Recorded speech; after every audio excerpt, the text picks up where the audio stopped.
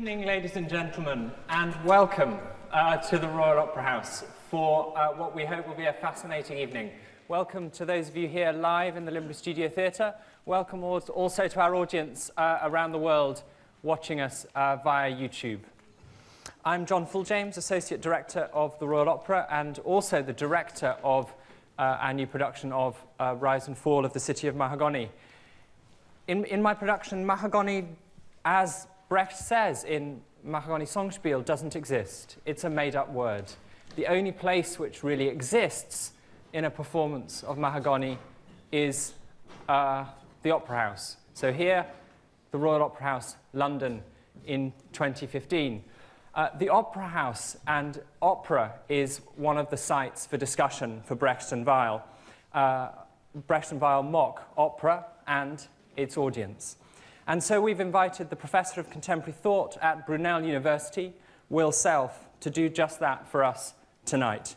He's going to challenge, criticize, and mock us, just as Brecht and Weill did in the early 1930s. Don't let him get away with it too easily. Get your questions ready. Please ask him questions at the end. Come back with provocations. If you're not here in the room, please join us via Twitter. We're using the hashtag #ContainYourself.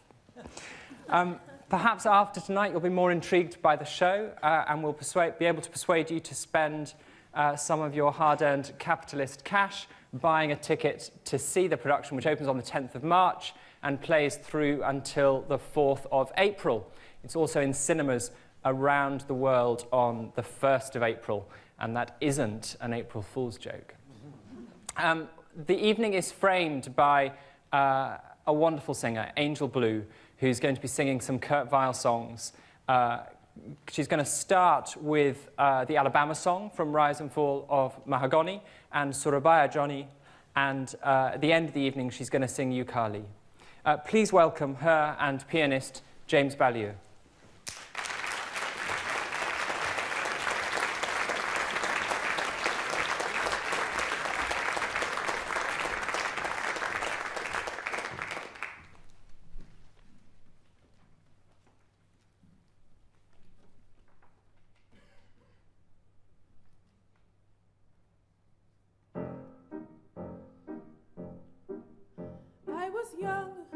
Just 16 then, when you came up from Burma to stay, and you told me that I should travel with you.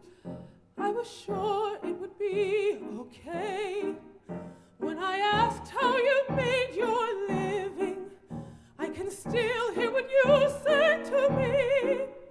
You had some kind of job on the railway and had nothing to do with the sea. You said a lot, Johnny, all one big lie, Johnny. I listened to you, Johnny, I hate you so. You're still my love, Johnny. How could you go, Johnny? Get the damn pipe out of your mouth, you rat. Surabaya, Johnny. No one's meaner than you. Surabaya, Johnny. My God, how I still love you. Surabaya, Johnny. Why am I feeling so blue? You have no heart, Johnny, but I still love you. At the start, every day was Sunday, till we went on our way one fine night. And before 2 more weeks were over, you thought nothing I did was right. So we trekked up and down through the Punjab, from the source of the river to the sea. And now when I go look in the mirror, there's an old woman staring back at me. You have no heart, Johnny. You're just a louse, Johnny. You wanted so much, Johnny, and I gave you more. in there, Johnny. Get the damn pipe out of your mouth, you rat! Surabaya, Johnny. No one's meaner than you. Surabaya, Johnny. Oh God, I still love you. Surabaya, Johnny. Why am I feeling so blue? You have no heart, Johnny. But I still love you. At the start, every day was Sunday, and I thought you would come back to me. And I know one day you will end up leaving on a ship waiting down by the quay. And one day in a two-bit flop house, I'll wake up to the roar of the sea, and you'll leave without one word of warning on a ship waiting down by the quay. You have no heart, Johnny. You're just a louse, Johnny. How could you go, Johnny, and treat me so? You're still my love, Johnny. I miss you so much, Johnny. Get the damn pipe out of your mouth, you rat!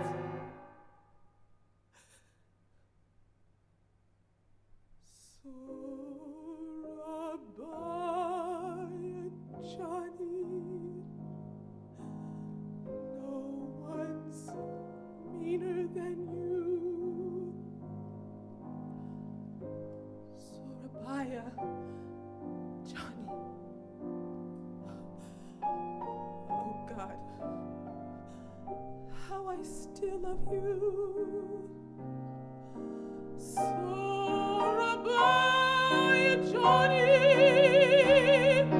Why am I feeling so blue? You have no heart, Johnny. But I still love you.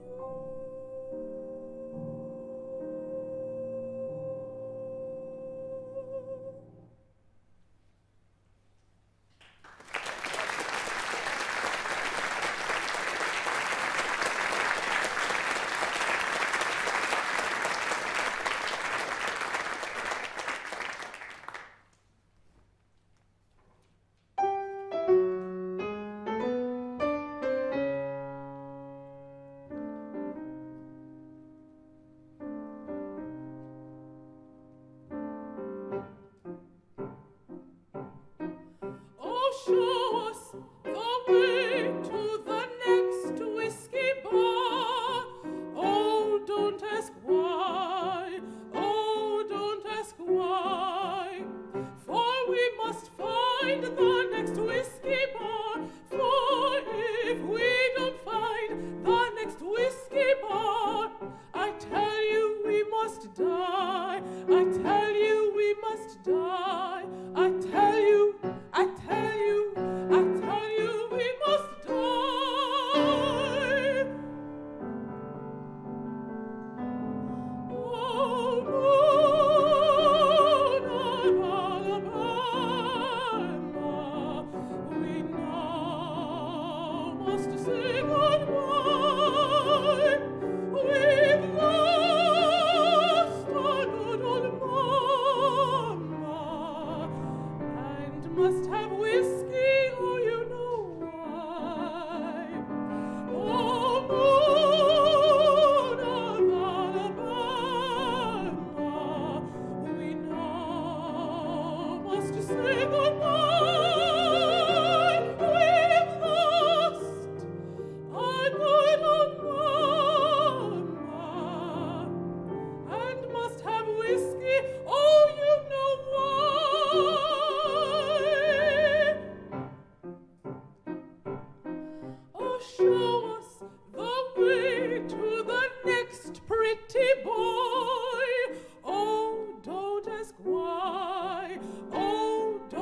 ask why. For we must find the next pretty boy. For if we don't find the next pretty boy, I tell you we must die. I tell you we must die. I tell you, I tell you, I tell you we must die.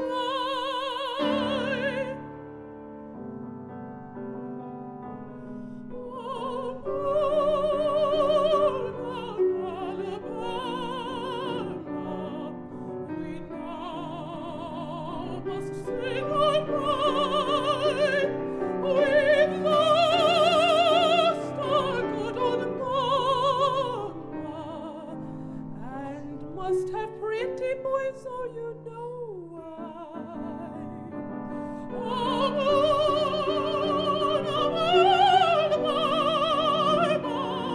We now must say goodbye. We've lost our good old mama, and must have boys, oh, you know why.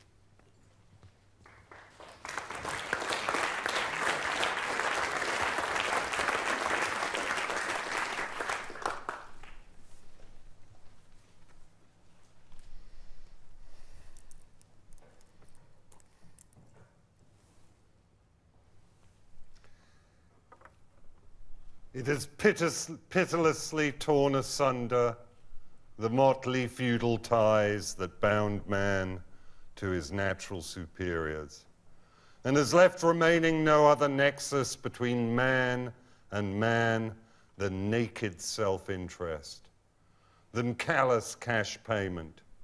It has drowned the most heavenly ecstasies of religious fervor, of chivalrous enthusiasm, of Philistine sentimentalism in the icy water of egotistical calculation. It has resolved personal worth into exchange value, and in place of the numberless, indefeasible chartered freedoms, has set up that single unconscionable freedom, free trade. In one word, for exploitation. Veiled by religious and political illusions, it has substituted naked, shameless, direct, brutal exploitation. It has stripped of its halo every occupation hitherto honored and looked up to with reverent awe. It has converted the physician, the lawyer, the priest, the poet, the man of science into its paid wage laborers. It has torn away from the family its sentimental veil and has reduced the family relation to a mere money relation. Good evening. In case you haven't realized it by now, you are it. You're the bourgeoisie who has wreaked fearful damage on the ancient and finely embroidered tapestry of human moral values. I've prefaced this talk by quoting extensively from Marx and Engels' Communist Manifesto because, frankly, with all its bilious eloquence and its diagnostic acuity, this is the only element of communism I'd like to preserve. I think we can agree on this much, can't we? The communist utopia isn't arriving anytime soon, whether as a function of ineluctable historical forces or as a production of revolutionary theatre. Indeed, if I were to hold up a Brechtian placard at this juncture with my own belief daubed on it, this would proclaim utopia can never be reached by definition. Of course, as a fully paid up member of the bourgeoisie myself, I cannot help resorting to such culinary flourishes, rhetorical amuse-bouche, intended to render unsavory notions a little bit more palatable. However, if Brecht and Weill's The Rise and Fall of the City of Mahagonny deserves proper consideration, the least I can do is to take it, if not on its own terms, at least in its own style. The music critic Alex Ross writes of Brecht, he had an utterly distinctive style. His sentences say what they mean and then snap shut. I shall try and say what I mean and then snap shut. Although, when it comes to Mahagonny, it's difficult to disentangle meaning from saying at all, especially, as you just heard beautifully sung, given its most famous number, the Alabama song, was written by Brecht in defiantly unidiomatic English. First appearing in a privately printed edition, the Taschenpostille, or Pocket Manual of 1926, the Alabama song is part of the fourth lesson of Brecht's De Hauspostille, or Manual of Piety. I think this title is deeply suggestive, but again, that's something I'll return to. The fourth lesson, which comprises 4 Mahagonny songs, once augmented and set to Weill's music, became the Mahagonny Songspiel that was first performed at Paul Hindemith's Baden-Baden Festival in 1927. Whether the encounter between the Songspiel's star, Lotte Lenya, and Otto Klemperer was apocryphal, no one can say. But in terms of Brecht's opportunism, it makes perfect sense. Klemperer, then, at the after-show party following the premiere, placed a heavy hand on Lenya's shoulder and sang a line from the Benares song, "Is here no telephone?" whereupon the rest of the revelers burst into song, supplying the following lines. Realizing they had a hit on their hands, Brecht and Weill immediately decided to turn their Songspiel into a full-blown opera. This is hardly the commercial motivator one would expect for hard-bitten Marxist revolutionaries. And indeed, in 1927, neither Brecht, and definitely not Weill, was anything of the sort. Here is not the place, nor now the time, to numbingly unpick the dense oakum of Brecht's politics. Such an undertaking should be reserved for those who've been sentenced to academia, there to while away the years, futilely attempting to break the fourth wall of the Frankfurt School. Futilely because, of course, the Frankfurt School never had any walls to begin with. Certainly, the coinage Mahagonny is a suggestive one. Like the opera, it eventually became the very word semantically smudges, rubbing together notions of hue, materiality, and ethnicity. The Berlin cabaret artist O.A. Alberto had a huge hit with an Afrikanische shimmy titled Komm nach Mahagon in 1922, and Weill was certainly familiar with the tune, while his collaborator used the word as a private term for the chaos that ensued in his native Bavaria after the Nazis' beer hall putsch of 1923. Mahagonny thus bore to the German ear of the Weimar period strong overtones of the American popular cultures, jazz, and film that were currently invading the Europe of "Is here no telephone?" We can take these aspects of the rise and fall of the City of Mahagonny, its macaronic libretto and caricatured Wild West setting, as lethal weapons in the opera's satiric armory, since they cast America tout court in the primary role of pop culture producer, extracting sounds and images from the ether the way Brecht's lumberjacks felled timber in the Alaskan wilderness. we might go further. If we were picking theoretical oakum, we most definitely would.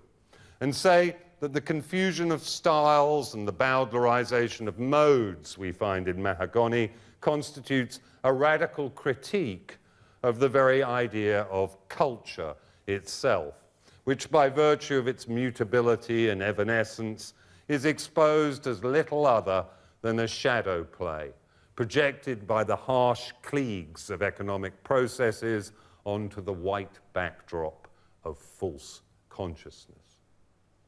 Eric Bentley, who in the 1960s translated Die Hausporstil into English for the Grove Press, writes this in his preface. The epic theory can be represented by unfriendly critics as Brecht's attempt to make a virtue of the special limitations of his dramaturgy, the dramaturgy of a writer of ballads. Dear, sweet Bentley, still writing from within the cultural fantasy of the 60s with all its utopian optimism. Nowadays, unfriendly critics charge Brecht with wholesale plagiarism and type him as a user of others who devised a collaborative theory of dramaturgy in order to cover his highly individual exploitation of other creators, not least Elizabeth Hauptmann, who some anti-Brechtians credit with writing both the original poetry and the bulk of the libretto it subsequently became, but who receives scant credit for this or for her extensive work on the Threepenny Opera, and certainly nothing like her fair share of the revenue stream, which flowed mostly into Brecht's deep pockets. Brecht even used to claim that it was he who'd written the best tunes of Mahagonny and the Threepenny Opera, while Weill, who he slurred as a composer of atonal psychological operas, had merely transcribed them. Both the school of criticism that holds artworks should be considered solely on their own terms, and the one which holds they have no meaning save in relation to the canonical, seem equivalently otiose when it comes to Brecht. After all, who's doing the considering? Who's defining the canon? Surely only those educated members of the bourgeoisie that's drowned out all heavenly ecstasies in the icy waters of egotistical calculation. No. When it comes to Mahagonny, we should begin by noting that Brecht was, in the English idiom, a nasty piece of work.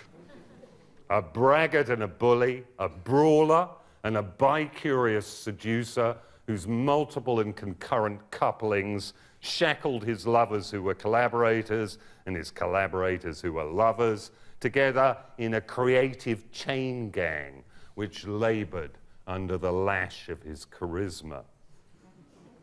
In me you have a man in whom you cannot trust, are the words he gives to a Brecht-alike in his Ball. Untrustworthy he was, and also an ideological carpetbagger who, like so many mid-20th century intellectuals, jumped on and off the Marxian bandwagon depending on whether it seemed to be going their way. Pogoing about from Berlin to the United States and then back to a newly inaugurated German Democratic Republic, his public life was one of successive revolutionary gestures, a reflection perhaps of the gestus, or musical gesture, which was characterized by Weill in a 1928 essay as the point at which pantomime, speech, and music unite to produce overwhelming meaning. Naturally, his collaborator retrofitted the gestus with a Marxian costume when he recast it for his conception of epic theatre as a revolutionary transfer of energy from author to audience. As I say, on examining the minutiae of this opera's genesis, it seems superfluous to ascribe much importance to Brecht's theorizing, political or theatrical, when both are predicated on a talent for inspiring bricolage in himself and others, but with the object of stripping away all preconceptions from our appreciation of Mahagonny, it might be worthwhile reminding ourselves of epic theatre's basic ideas. In his notes to Mahagonny, Brecht attacks the opera of the time for its culinary character, because it serves up a series of little dramatic dishes.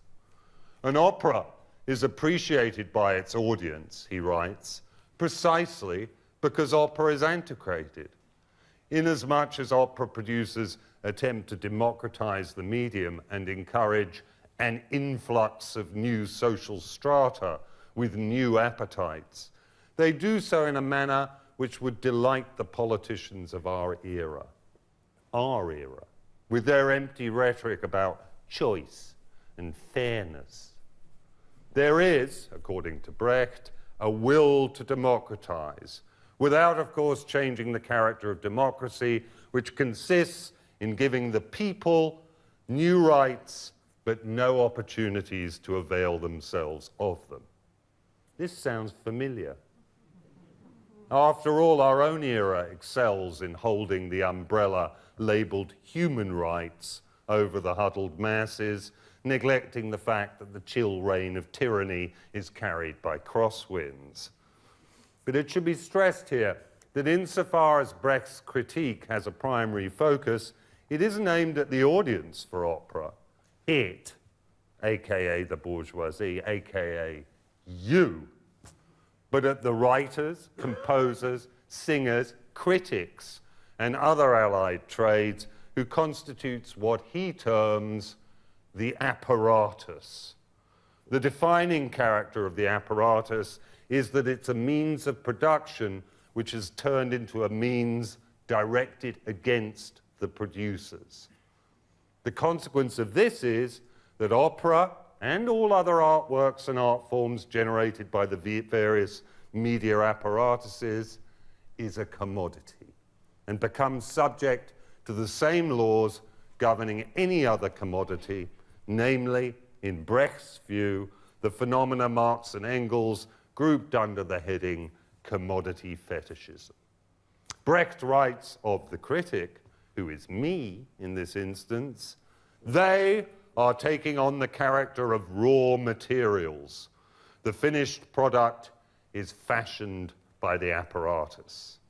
So, the value of epic theatre lies in liberating its producers quite as much as activating its consumers from their usual culinary passivity. Through attacking the established dramatic form of theatre, Brecht hoped to transform its sated spectators into observers, hungering for political and social engagement. The use of harsh, direct stage lighting and leaving the house lights up, the minimalist and functionalist sets, the projections onto screens and half curtains, the use of text slogans and titles on these and on placards carried by the players, the abandonment of linear narrative in favor of filmic montage, the jettisoning of any attempt at psychological realism when it comes to human portrayal, and of course, the breaking of the celebrated fourth wall, whereby the audience is addressed directly. All of this combined together to engender the Verfremdung effect, or defamiliarization effect, which, like so much of Brecht's other set dressing, morphed into the alienation effect when, if we have the temerity to take him at his own word, he read Marx's Capital and so understood my own plays.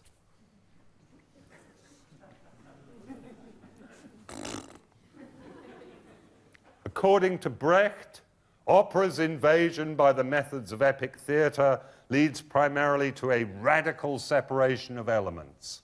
Why? Because the fusing together of the separate elements, words, music, set design, entails them all being degraded, while the supine audience is degraded by the act of witnessing this degradation. In the opera transfigured by epic theatre, Brecht foresees the music communicating rather than serving up the action. It will expound the libretto rather than merely intensifying it, and it will take up a position rather than simply illustrating ones adopted by the players. If all this seems a little overdetermined, it's because it is. Brecht's conception of epic theatre as applied to opera was itself a bricolage hammered together out of other techniques already being deployed in the Zeitopera or now opera of Weimar Germany. Moreover, by imposing such a prescriptive vision, one determining both what an opera should be and how it should be received, Brecht engaged in a form of dialélos or circular reasoning, since his conclusions were already present in his premises.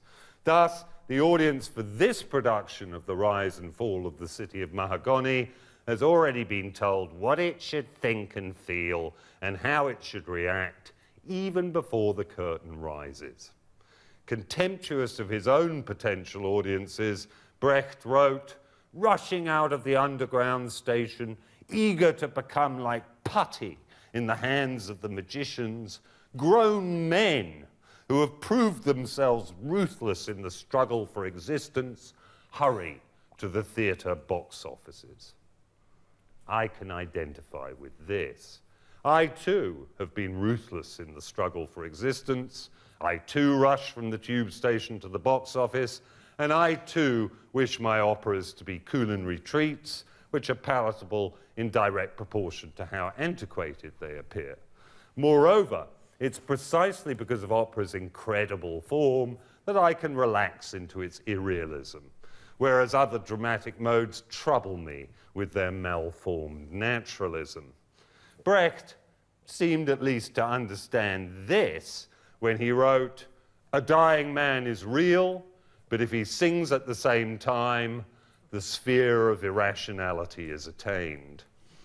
An observation that leads him to conclude, the degree of enjoyment is a direct function of the degree of unreality. In his notes, Brecht doesn't deny that Mahagonny is still culinary. He queries whether it approaches its subject with relish and concludes it does. Yet, so far as he's concerned, one of its functions is to change society. It puts the culinary principle on the agenda. It attacks the sort of society that needs operas like this. It is still sitting pretty on the old branch, but at least it's sawing away at it a little. Having your cake and eating it is what the rich do, because the rich always have more cake anyway, and a valet or lady's maid to brush away the crumbs as well. One thing surely is undeniable in 2015. Despite, or possibly because of Brechtian innovations, despite outreach programs and community endeavors, despite the live cinema transmissions and webcasts, despite education, and many, many attempts at popularization, despite charitable status, to paraphrase La Rochefoucauld, the great donation vice makes to virtue, despite lottery funding, a tax on stupidity to pay for culture, opera remains resolutely, one might even say defiantly, the preserve of the rich. If by the rich is understood it, you, me, aka the bourgeoisie. It may be this fact alone that leads successive producers of Mahagonny to descant on its continued relevance. In a short webcast promoting the Royal Opera's first ever production of Brecht and Weill's piece, its director, who you heard earlier, John Fulljames, appears to endorse this view, saying that Mahagonny is about the economic crisis we have now and about individualism. He contends it's the sort of gridlock we're currently experiencing that these artists placed on the Leipzig stage at the opera's premiere in 1927. However, Fool James does make one major qualification. He sees Mahagonny responding to capitalism as a cyclical process, presumably one characterized by different stages: primary accumulative, feudal, mercantile, finance, etc., and asserts that if this city of rampant pleasure and concomitant commoditization is currently to be found anywhere on Earth, somewhat contrary to just what he just said, it's in China, which he describes as being at the beginning of the story. The ongoing Eurozone drama, in which the Greek tail appears to be wagging the German dog, the sovereign debt crisis lying behind this, the endless printing of more money to ease the burden of that debt, and the deflationary spiral it's almost certainly engendering, the wild fluctuations in commodity prices and the resource conflicts that lie behind them, the great waves of speculation coursing through the world's financial markets, their amplitude enhanced both electronically and by the febrile suggestibility of human animals en masse, the fetishization not only of commodities, so causing human relationships to become solely economic, but of the very financial instruments used to leverage commoditization into being, such that not only our doing, but our very being becomes quantifiable, with both our anomie and our alienation entered on a great green computer screen, one that, like the heavens in the book of Revelation, we may fear will disappear as a scroll when it is rolled together. The very form of contemporary London itself, a skyline of buildings parametrically designed to resemble giant consumer goods, which owe their material embodiment entirely to the unstable conditions obtaining in far-flung lands. Once this city was built honestly on the backs of myriad indentured labourers sweating beneath the imperial yoke. Now it is merely a mirage of perfidy. Thousands upon thousands of luxury apartments and serviced offices shimmering into being out of noughts and zeros, an emerald city whose toilets are scrubbed by erstwhile tribespeople smuggled in by shipping container. It might be comforting to us, the bourgeoisie in particular, to think of this as just another go-round in history's ever-widening gyre. It might be as comforting as the utopian fantasies of Marxists, fantasies which, I believe, are just as integral to the ideology that has effectively displaced it, so-called liberal humanism.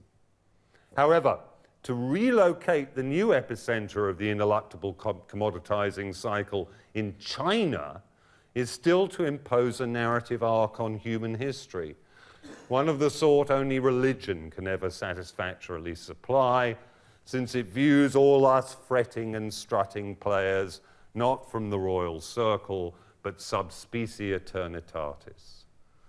Besides, circular theories of history are always predicated on a phenomenon Fool James is reluctant to mention: the complete collapse of civilizations. China may well be an aggressively capitalistic society, but it's a capitalism fundamentally different to that of the West now, let alone the West in 1929. We cannot comfortably skip the phase when our economy completely collapses under the dead weight of the unsustainable debt, which is the sequel of our ongoing addiction to unfettered consumption. The phantasmagoria of history isn't amenable to such redactions. It takes place in a harsh spotlight with the house lights up. To give Brecht credit where credit is due, there's really no historical determinism in Mahagonny at all. What there is are plenty of lines that say what they mean, then snap shut. On the sea and on the land, absolutely everyone's skin is taken off him. Everybody sits and sells the skin off every other body. Skin's a thing that at all times can be converted into money. Steve Giles, in his introductory essay to the 2007 English translation of the opera's libretto, academically understates this disjunction between libretto and exegesis, writing, while Brecht's account of capitalist culture and society in the notes to Mahagonny is staunchly Marxist, the ideological assumptions that inform the opera itself are somewhat more heterodox. In a 1930 review essay, the philosopher Theodor Adorno, still hanging on to the Marxian showboat, observed, "In Mahagonny, it becomes clear that the Wild West is the fairy tale immanent in capitalism. But we could just as easily say it becomes clear that capitalism is the fairy tale immanent in the Wild West." I'm willing to bet my own skin on this much. There is no great narrative of human progress, and nor is history a definable cycle. The first performance of the rise and fall of the City of Mahagonny took place in Leipzig on March 9, 1930, against a backdrop formed by two related phenomena. Firstly, Caspar Neher's aggressively anti-illusionist set, bare, apart from wooden pylons equipped with arc lights, and a 2.5-meter white half curtain onto which photographic images and typographic slogans were projected. And secondly, the shadow play of events, which in retrospect can be seen as the death throes of the Weimar Republic. The Wall Street crash had occurred the previous October, a few weeks after the assassination of Gustav Stresemann, one of the principal architects of the regime. The Social Democratic government fell the same month as the curtain rose. And by July, Germany was being ruled by decree. In the general election which took place that October, the Nazis increased their representation tenfold to become the second largest party in the Reichstag. Nazi brown shirts had demonstrated in front of the theatre prior to Mahagonny's premiere, and there was disruption throughout the performance, which became severe during the final act. If Brecht desired the epic theatre to force its audience into adopting a critical perspective, then he and his collaborators had undoubtedly succeeded. Unfortunately, this perspective didn't consist in a critical aesthetics of dialectical materialism, but a riot. By December 1931, when Mahagonny premiered in Berlin, the scandal of Leipzig had been entered into the typology of Weimar's disintegration. Subsequent performances had only gone ahead after cuts to the brothel and trial scenes, while the Nazis' disruption of the production in some other cities had been still more ferocious. Meanwhile, following the crash, Germany's industrial production had been halved, unemployment was nudging 6 million, the banks were teetering on the edge of collapse, and the inexorable goose step to the right was continuing.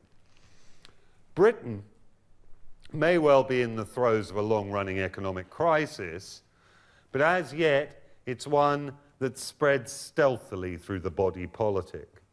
So that if there's one thing I feel confident in predicting, despite the radical contingencies which typify our world, it's that there will be no rioting or disruption whatsoever when the Royal Opera's production of Mahagonny opens next week.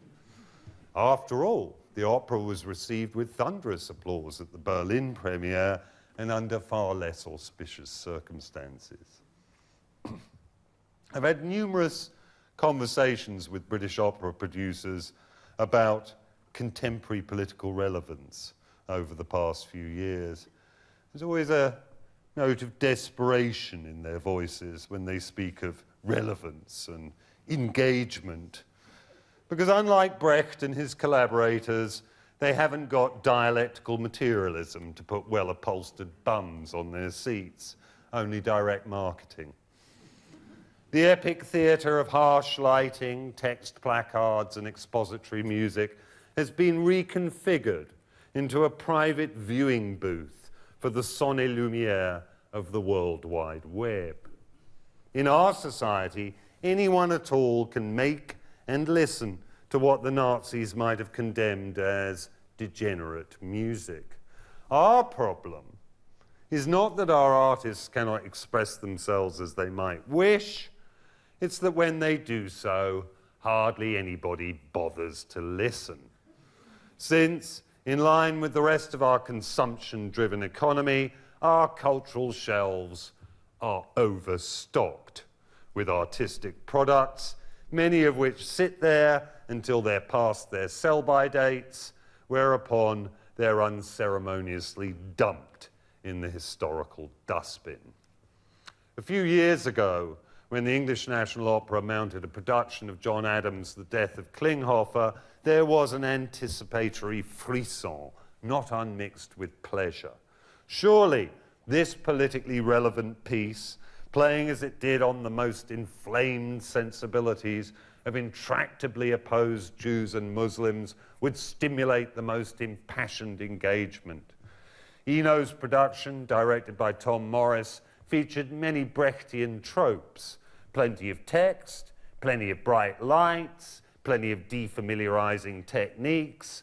The audience received it, if not rapturously, then at least respectfully.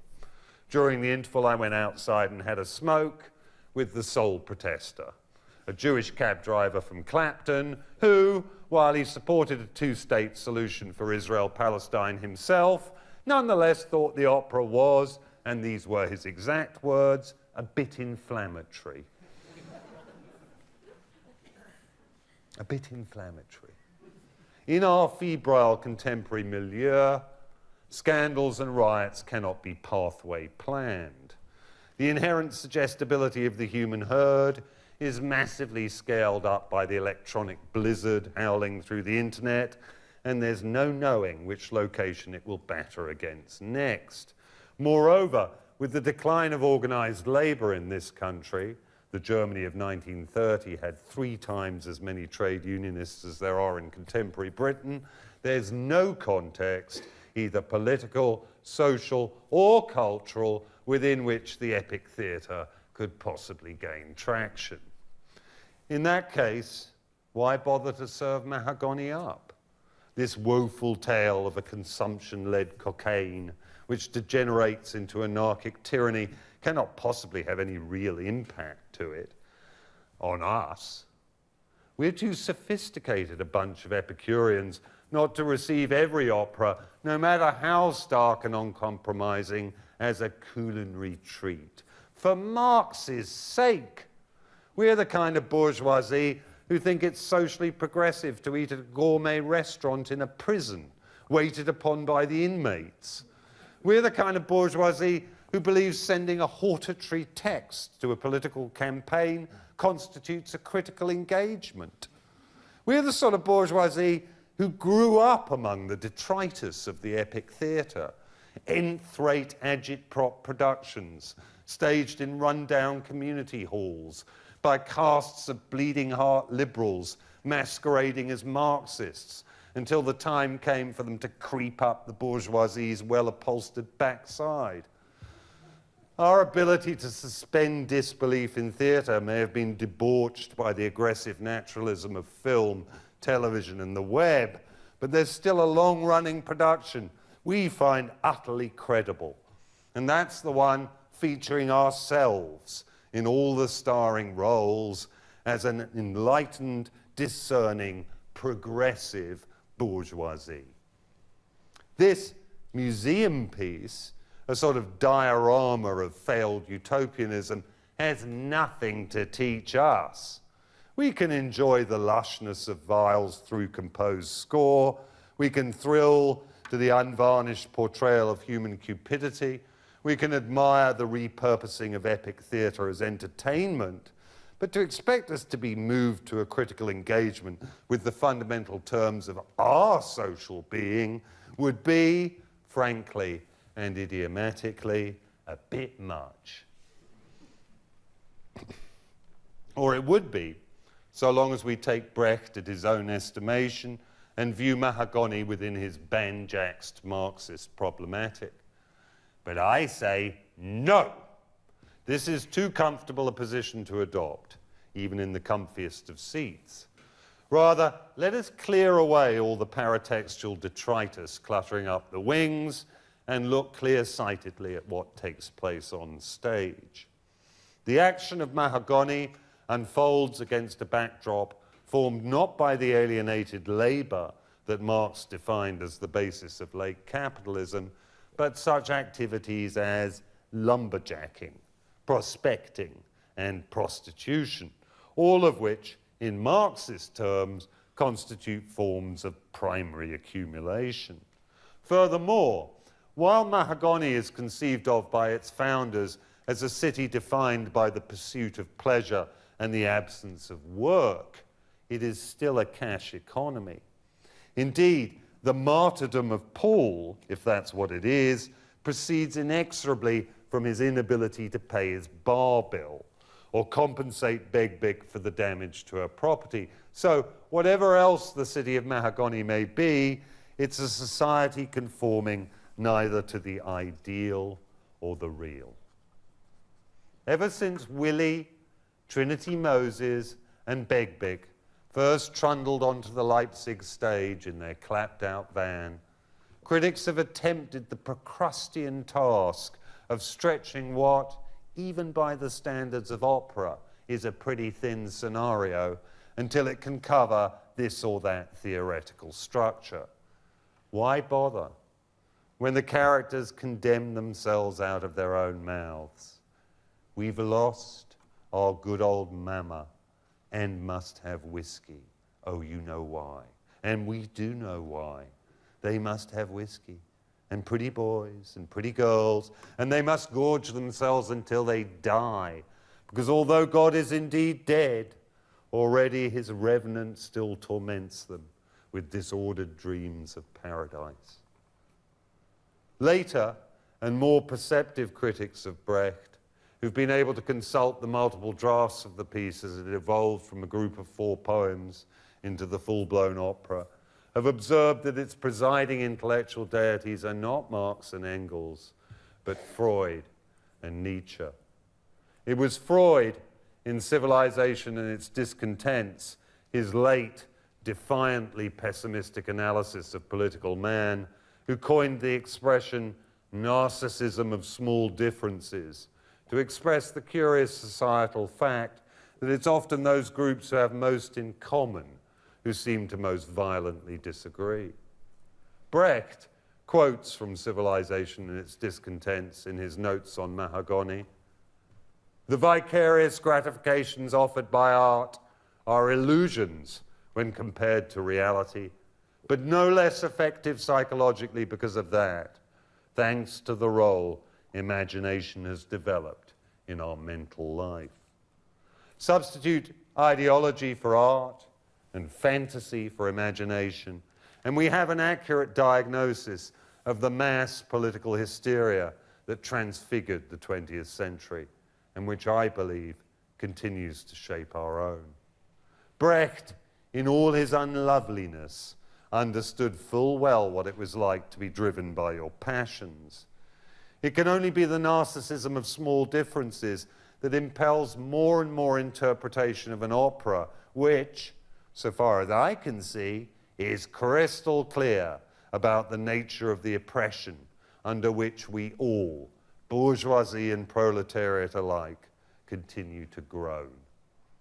Brecht, unlike Rousseau, did not believe that man is born free, yet everywhere is in chains.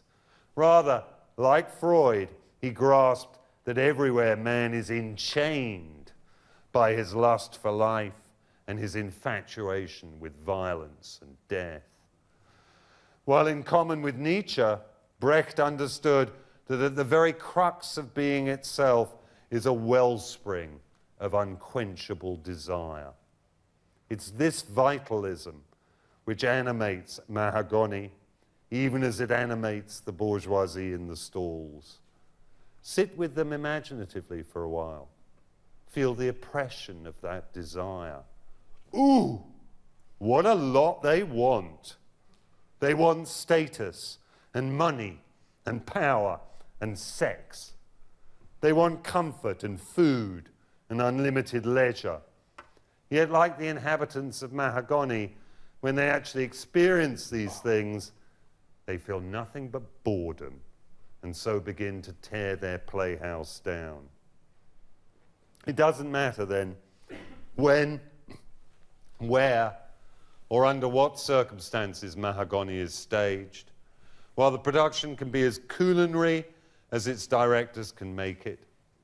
Nor is it significant what ideological caste is imposed on the piece, for, as Freud has established already, humans are animals that attempt the absurdity of turning their fantasies into reality, whether these realities take the form of operas or societies. If any audience is attentive to Mahagonny, they should leave the theatre acutely conscious of their own unquenchable desires and understand the extent to which this society or any society functions at all is solely a product of how effectively it acts to sublimate those desires.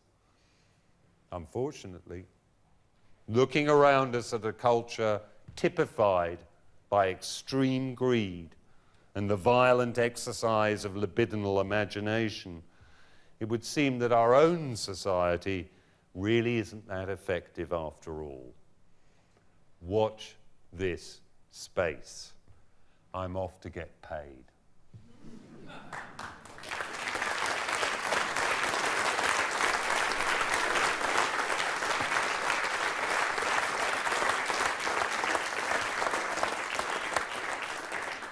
I'm not actually off to get paid. It would be lovely if I was simply to walk into the wings and be handed a wad of cash.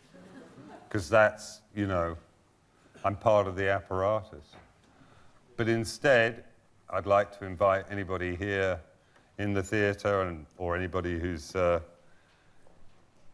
in the virtual world to ask a question, make a comment.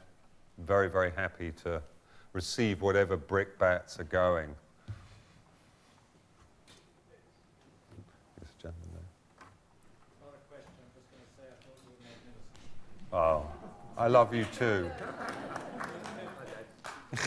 Oh, that's some dissent. Yeah, may your roll neck surge up and suffocate you.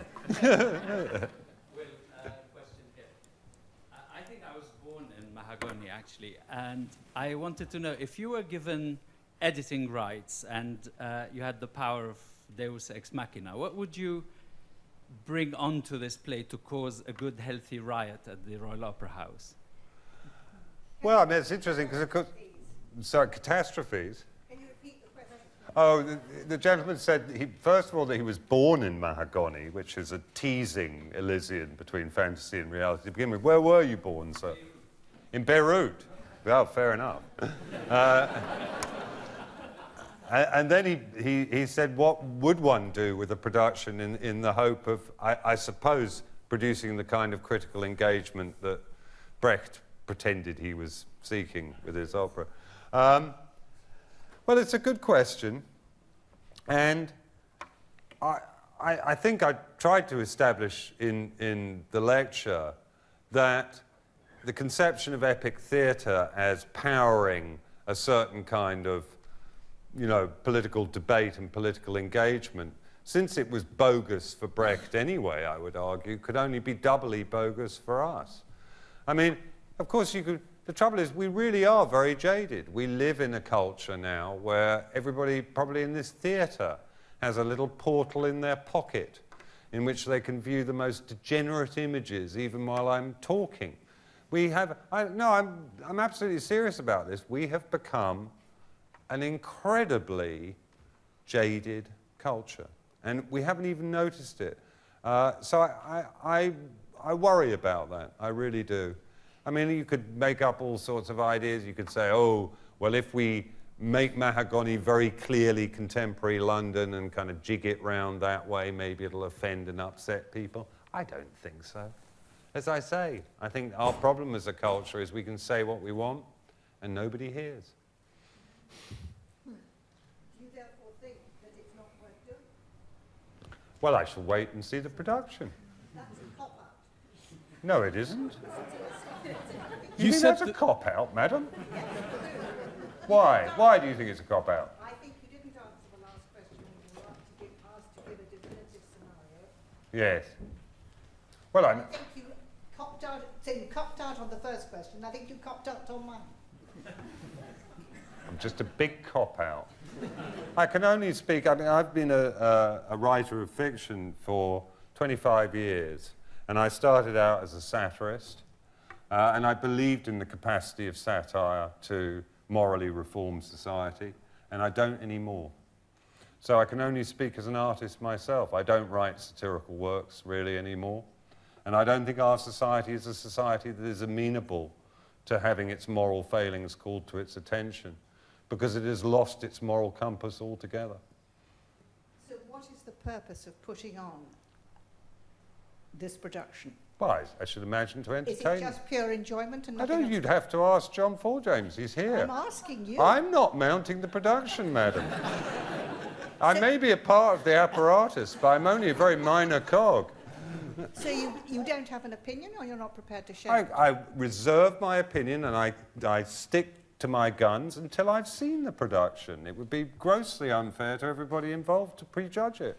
It may square this circle in some way that I've not yet seen. But I agree, from my point of view, here's the problem. How do you produce a piece of theatre that its creators, whether in a bogus sense or not, avowedly viewed as a political instrument in a context where it's very hard for people to see it in that way? It's a very difficult task. But again, I defer to the people who are actually producing the opera. They're the people who carry the can, not me. You're looking at me very fiercely still. I still think that you're actually not answering the question. Well, my hunch is that it's not really possible, that it will be culinary.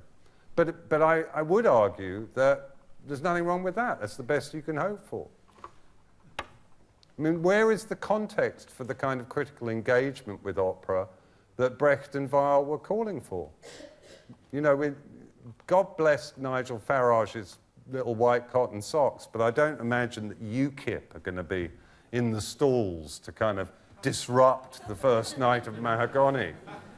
Farage cries out against Mahagonny. March on Mahagonny. The whole Isle of Thanet descends on Covent Garden. You're not really going to happen, is it? Maybe it should be staged in Margate. In Margate? Well, they've already got an art gallery. Someone else behind you. I have a question. It seems silly to pull on one word that you used when your text is so dense and there's so much to think about it, it's hard to keep up. But you said that the text is Bowdlerized. Can you expand on that, please?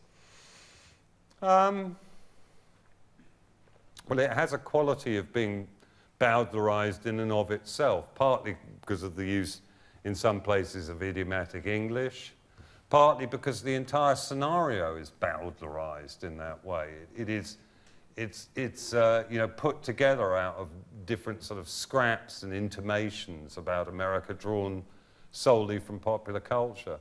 But the Bowdlerization, I suppose, consists in its kind of organic arrival. It wasn't penned by a single kind of ism-plastic mind in that way. That's it. See? You should learn from him. He's not remotely contentious. I'm beginning to suspect you're not bourgeois at all. Oh, good. Thank God for that. A couple of questions from Twitter Yes. and from YouTube.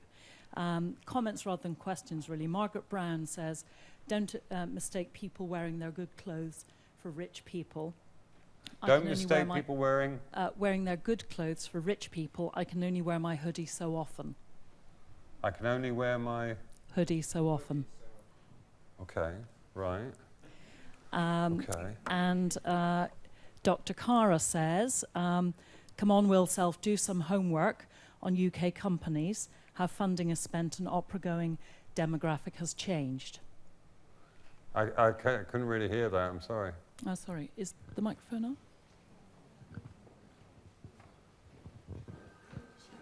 Yeah, sure. So the second comment was about UK opera companies. Dr. Cara Kay says, do some homework on UK opera companies, how funding is spent and how... Thank you. Sorry about that. Oh. Here we are. Dr. Cara McKay saying, do some homework on UK opera companies, that funding has changed and the opera-going demographic has changed as well. Okay, well, thanks, Dr. Karen. Where are your stats? It's no good just throwing out a comment like that. Back it up. One question Do from... your homework. Or do my homework for me, since I haven't done it. A question from Dara Kelly. Would be interested to hear Will Self's thoughts on Adorno's critique of Brecht's work as overly didactic and authoritarian, denying dialectic and ambiguity. Yeah, right.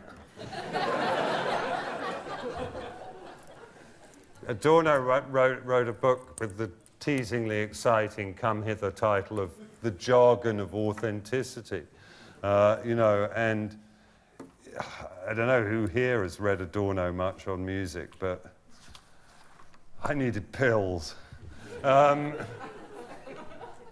mean, you know, it's one didact calling another didactical. You know, they should be put in a pit together and forced to teach one another to death.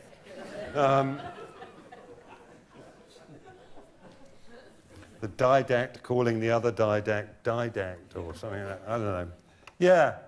Yeah, I mean, I think the problem for my generation, it was interesting talking to James, who was the very beautiful accompanist for Angel Rose just before we started this evening. And, you know, it's a bit younger than me, but for those of us sort of baby boomers, we really did grow up in this kind of,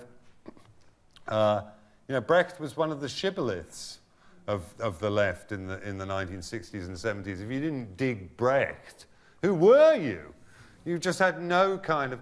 But when you think back on it, and I kind of glossed it rather kind of pejoratively in this, we tended to see bits and pieces of the epic theatre in the most unepic surroundings. And, you know, by the time I was an adult, I was pretty fed up with harsh lighting and people carrying placards. And, you know, I felt I'd been didacted enough by then. You know, so, and I think that's just a kind of cultural and historical problem, that particular approach to theatre had already kind of deteriorated into a series of mannerisms. So, I mean, I think if you see a production of Brecht now that attempts to put it across within the parameters of epic theatre, I just think it would seem like a museum piece. I don't think it will even seem didactic, because as I started at the outset, you know, if you were at the audience in Leipzig or you were in the premiere audience in Berlin, you would seriously be worried about a communist revolution.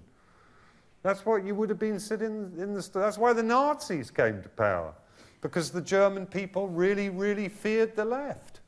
That was their angle. Who hands up, who seriously fears a Marxist revolution in this country? It just, you know, so how can a piece that's avowed aim is to teach you, in some senses, to, and though I argue it trips on its own feet, to kind of take up arms against the bourgeoisie, it's not really going to get a lot of traction, is it? Well, yes? I would say that you haven't talked much about the music, because if you look at something like The Rite of Spring, that did create a riot, and we've listened to some of the music, and it's really very lush and lovely, but is it really riot-inducing music? Could that be part of the problem? Yeah, well, maybe. But what kind of music now could induce a riot?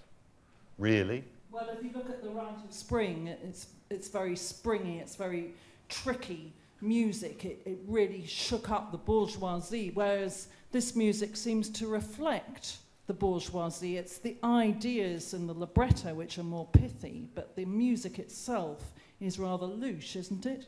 Right, so your argument is that even if you're jizzed up by the libretto, the music is calming you down. It's like a kind of operatic Purple Heart.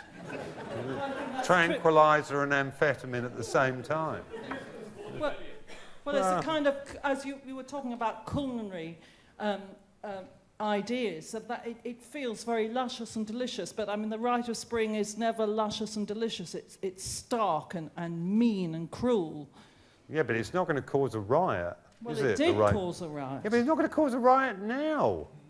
It's not going to cause a riot now. The problem is, how should we take the peace now? You know, and the problem is that ours is not a culture that is predisposed to react to works of art in that way, unless they kind of key in to issues of sentiment. That's what we like in this society. We're sentimental because we're cruel, and our sentiment is, you know, all about fluffy little cats and individuals and things that we fixate on because we are very, very well insulated, we in the Western bourgeoisie, from the consequences of the actions that are taken in our name. You know, so the things that we tend to batten on are one other individual being maltreated, because the bigger picture really eludes us. We neither have the conceptual grasp, nor, frankly, the stomach for it. I really would like to say that the music is not the music of the opera house of its time. It's the music of vaudeville, and that in itself would have been a shock to its audience.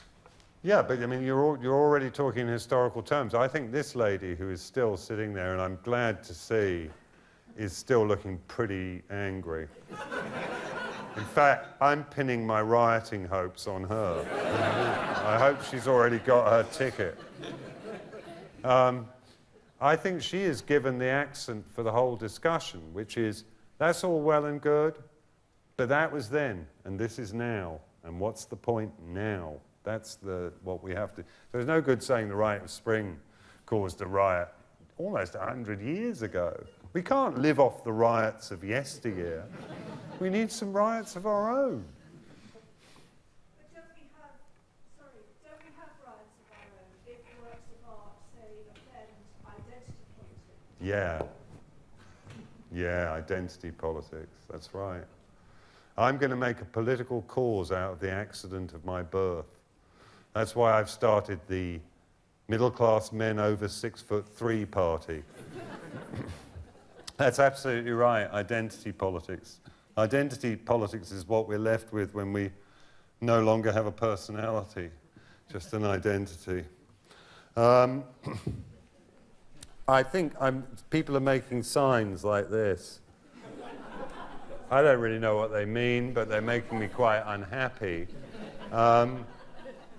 You've been a reasonably combative audience. I think if we had some more time, we might get some fisticuffs going, but I'm willing to kind of meet any of you outside the theatre later on. Bring it on. But in the meanwhile, I hope you'll welcome our fantastic duo back to the stage to sing another Brecht and Weill song, this time Ukali, which is itself an evocation of this curiously paradoxical utopia that Brecht wishes to create for us. So thank you. You've been a lovely audience. Thank you.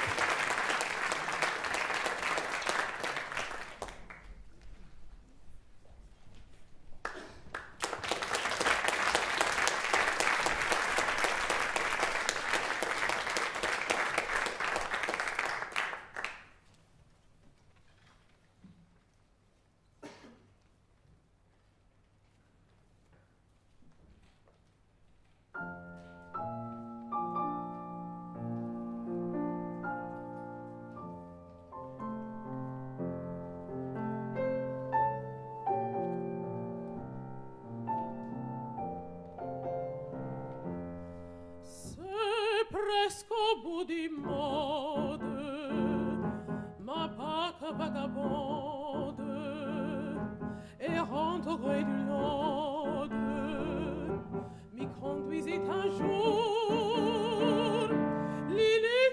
petite, mais la fée qui l'habite, gentiment nous invite, et renferme de tout. Yucali, c'est le pays de nos désirs.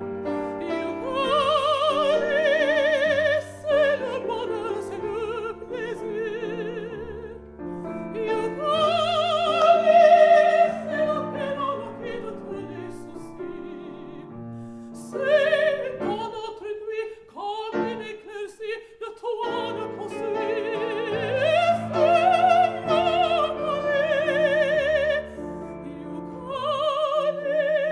C'est le respect de tous les mots échangés. Yucali, c'est le pays des beaux amours partagés. C'est l'espérance qui est au cœur de tous les humains. La délivrance que nous attendons tous pour demain. Yucali, c'est le pays de nos désirs. Yucali, c'est le bonheur, c'est le plaisir. Mais c'est un rêve, une folie. Il n'y a pas de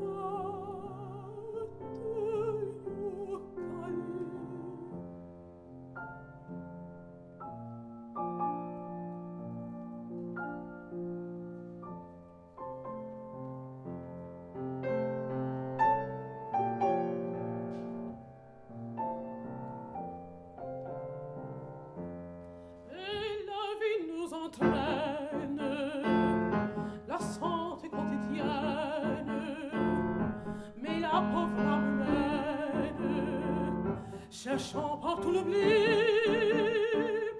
à pour quitter la terre, s'y trouver le mystère, où nos rêves éternels, en quelques Yucali.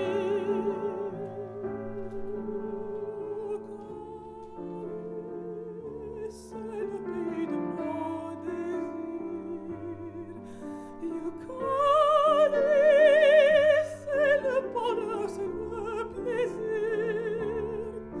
Yucali, c'est le cœur au loquet de tous les soucis. C'est dans notre nuit comme une éclaircie, le toit de construire.